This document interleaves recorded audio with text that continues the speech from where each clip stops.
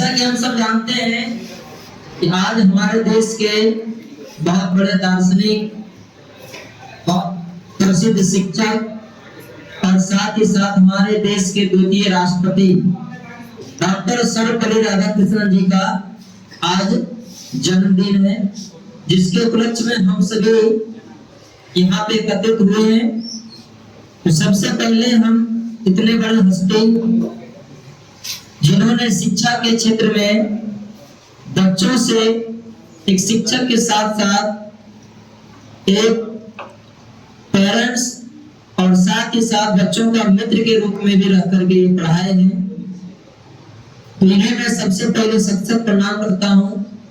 और हमारे जितने भी शिक्षक हैं, जिनसे भी आज तक हम जीवन में जो कुछ भी सीखे, चाहे वो हमारे माता पिता हो या हमारे शिक्षक हो जिन्होंने हमें अक्षर ज्ञान दिया, या वो शिक्षक हो जिन्होंने हमें इस मुकाम तक आने में सहायता किया, हमारा समाज जिन्होंने हमें भाषा बोलना सिखाया, इस समाज में रहना सिखाया, और साथ ही साथ जितने भी हमारे बच्चे हैं वो भी हमारे लिए एक तरह से कहीं ना कहीं शिक्षक का कार्य कर रहे हैं।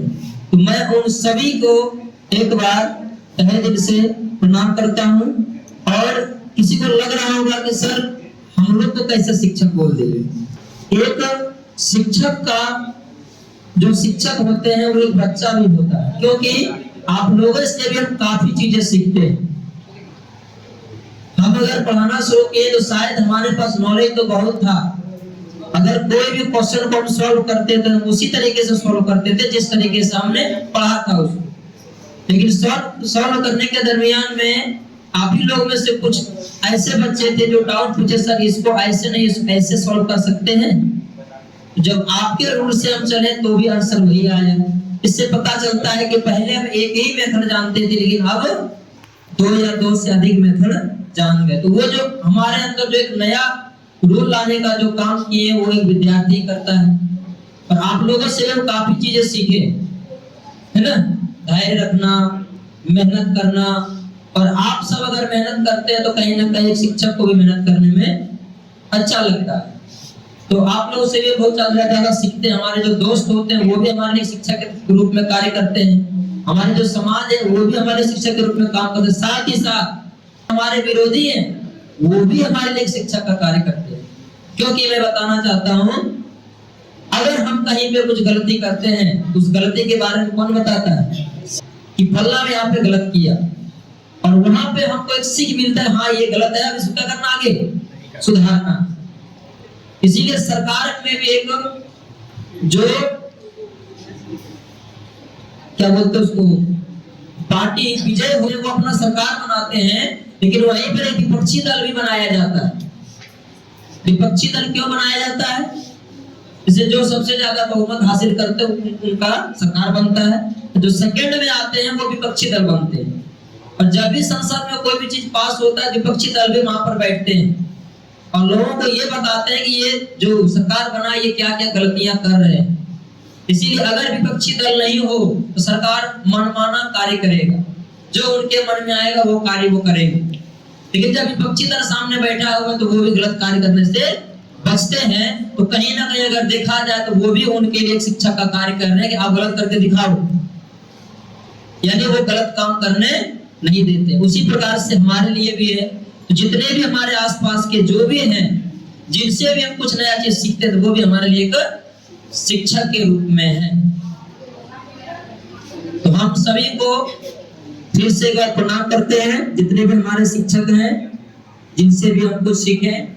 और इनके जन्मदिन के उपलक्ष्य में हम सब यहाँ पे एकत्रित हुए हैं, तो थोड़ा इनके बारे में जान लें।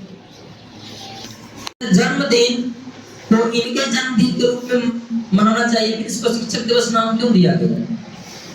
हम लोगों का अगर बर्थडे होता है तो वो केवल अपना मनाते हैं, ये नहीं कहते कि आज जिनका जन्मदिन है सबको लेकर आवे के साथ मनाएंगे, ऐसे बोलते हैं क्या? यानी केवल हम अपना देखते हैं, अपने स्वार्थ देखते हैं। लेकिन जब क्लास में इनके समझ इनके जो विद्यार्थी थे वो बोले कि सर आज आपका जन्मदिन है, हम आपका जन्मदिन मनाना चाहते हैं, तो पहले तो ये बोले कि नहीं जन्मदिन क्या मनाइएगा, फिर जब बच्चों ने जिद किया तो बच्चों का जिद करना भी शिक्षक का कर्तव्य होता है। बोला ठीक है, लेकिन ये अगर आप मेरा जन्मदिन मनाना चाहते हैं तो केवल मेरे नाम पर नहीं मनाना है, बल्कि इस दिन को नाम देना है शिक्षक दिवस, क्योंकि हम एक शिक्षक हैं और हम आप लोगों को पढ़ा रहे हैं। तो ऐसे ऐसे बहुत सारे इस भारतवर्ष में शिक्षक हैं जो कि बच्चे को पढ़ाने का कार्य कर रहे हैं, कुछ ना कुछ सिखाने का कार्य कर रहे हैं, तो उनको भी सम्मान मिलना चाहिए।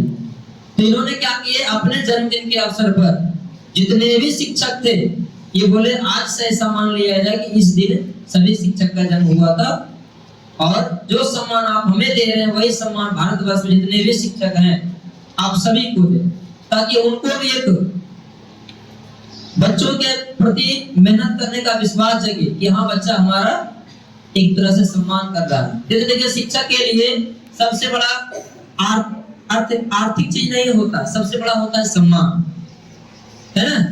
हम लोगों का अगर शिक्षक का बस अगर चले तो वह आपसे जो भी फी लिया लेते हैं वो भी नहीं, लेकिन फी लेना हम लोगों का मजबूरी है। मजबूरी इसलिए है क्योंकि हमारा भी घर है, हम लोगों का ही परिवार है, हमें भी कुछ चीजें का आवश्यकता होता है। तो इस प्रकार से इसलिए हम लोग के लिए वो जरूरी है। हमारा भी कुछ शौक है, अगर वो सारी चीज परिपूर्ण हो तो शायद हम लोग भी वही न्यूनतम फी में बच्चों को पढ़ाना शुरू करें। तो ये एक फी जो है वो अपने आजीविका को चलाने के लिए लेते हैं, लेकिन स्टूडेंट अगर एक शिक्षक अगर स्टूडेंट से अगर कोई चीज चाहता है तो वो चाहता है उसका भलाई, उसका सफलता, और साथ ही साथ बच्चों से अपेक्षा रखता है कि हमारा पढ़ाया हुआ बच्चा कभी हमारे ऊपर उल्टा शब्द ना बोले, हमारे या किसी भी बड़े को उल्टा शब्द ना बोले। लेकिन कहीं ना कहीं हम देखते हैं ये धीरे धीरे प्रथा क्या हो रहा है। आज केवल अगर स्टूडेंट और शिक्षक के बीच में रिश्ता रह गया है तो वो केवल पैसा। आप उनको अगर हम 10th 12th में पढ़ेंगे तो कुल मिलाकर के मान लिया जाए उनको 20,000 रुपए फी दिए, फिर वो 20,000 रुपए फी दिए तो उनको कितना दिन चला हो। मेरे फी से वो 40 दिन अपना आजीविका चलाएंगे, 50 दिन 2 महीना चलाए होंगे, लेकिन उनका दिया हुआ ज्ञान हमारे पास है तो हम उनके ज्ञान से पूरा जीवन हम खा कमा सकते। यानी वो तो 20 जो भी हम उनको फी दिए हुए केवल एक अपने आवश्यकता को पूरा करने के लिए दिए हैं, लेकिन वो जो हमें चीज दिए हैं वो कभी खत्म होने वाला नहीं है। तो हमें शिक्षकों का सम्मान करना चाहिए, क्योंकि शिक्षक जो ज्ञान देते ज्ञान का कोई मोल नहीं होता, और ज्ञान ही एक ऐसा कारक है, एक ऐसा वस्तु है जो कि कभी खत्म होने वाला नहीं है। आप इसको जितना खत्म करना चाहोगे ये आपके पास उतना ही बढ़ेगा। इसलिए हमें प्रत्येक शिक्षकों का सम्मान करना चाहिए। कभी भी ऐसा कार्य नहीं करना चाहिए कि हमारे सर को थोड़ा सा बुरा लगे। शिक्षक कड़वा वचन जरूर बोलते हैं क्योंकि वो आपके भलाई के लिए बोलते हैं। आपको 2 छड़ी मारते हैं लेकिन आपके भलाई के लिए मारते हैं। यकीन मानिए अभी अगर कोई शिक्षक किसी बच्चे को पूरा मान लिया जाए कि वो अगर बच्चा नहीं पढ़ा उसको पूरा पीट रहा है, बहुत खराब बातें बोल रहा है, लेकिन वही बच्चा अगर एक दिन सक्सेस होके आता है ना तो वही शिक्षक उन्हें सीने से लगाता है। इसलिए हम सब जितने भी उत्कर्ष एजुकेशन के शिक्षक हैं सभी बच्चों से उतना ही स्नेह उतना ही प्यार करते हैं। हाँ बस यही है कि हम लोगों का प्यार जताने का तरीका अलग है। अभी अलग है, जब आप पास होके आइएगा तो फिर हमारा तरीका अलग हो, है ना। तो कहता है ना कि डर के आगे जीत। हर चीज देखिए, अगर आपको रुई पर चलने का स्वाद आपको तभी पता चलेगा जब आप कंकड़ पर खाली पैर चलिए, तो ही आपको उस दुख का अनुभव हो कि हाँ वो वहां पे थे और अब कहां पे। लेकिन अगर देखा जाए अभी हम आप लोगों को कुछ भी बोलते हैं, लेकिन जब आप लोग अच्छा रिजल्ट लेके आते हैं ना, यकीन मानिए हम आप लोगों के लिए एक और फंक्शन का अति करते हैं। वो हम आज से नहीं, जिस समय से हम पढ़ाना शुरू किए उस समय से ही करते हैं।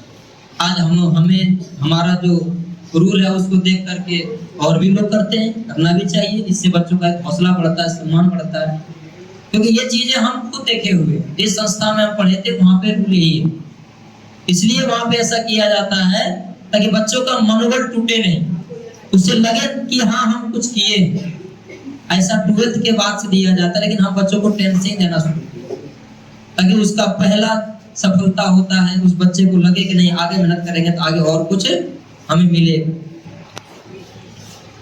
हम तो सबसे अधिक खुशी तब हुआ था जब हम 10th पास किए थे और अपने गांव में मात्र 337 नंबर, ज्यादा मार्क्स नहीं था, लेकिन हम अपने पूरे गांव में दूसरा ऐसा बच्चा थे जो कि सबसे ज्यादा नंबर लाए। 337 नंबर को खास नंबर नहीं, लेकिन हमारे गांव में 2nd नंबर में।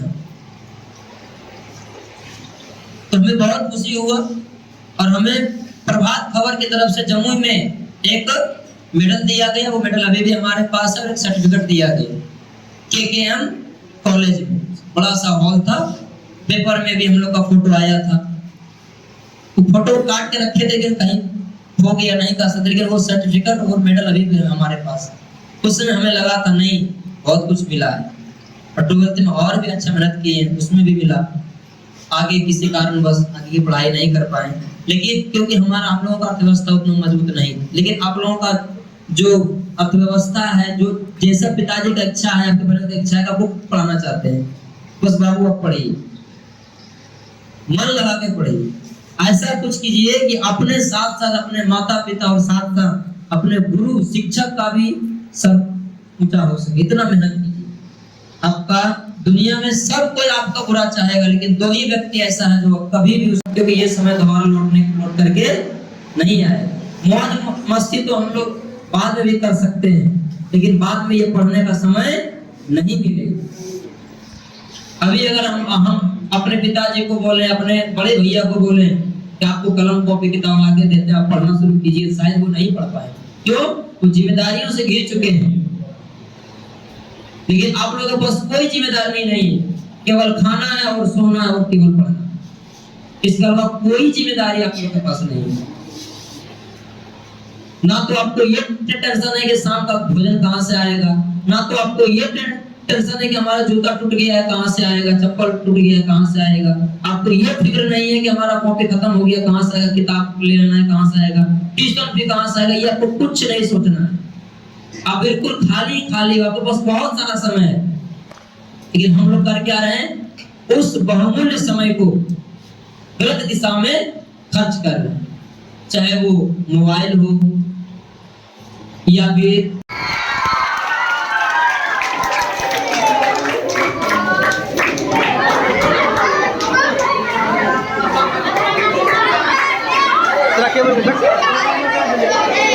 आशीष ले वीडियो शूट करना मुझे ले रहे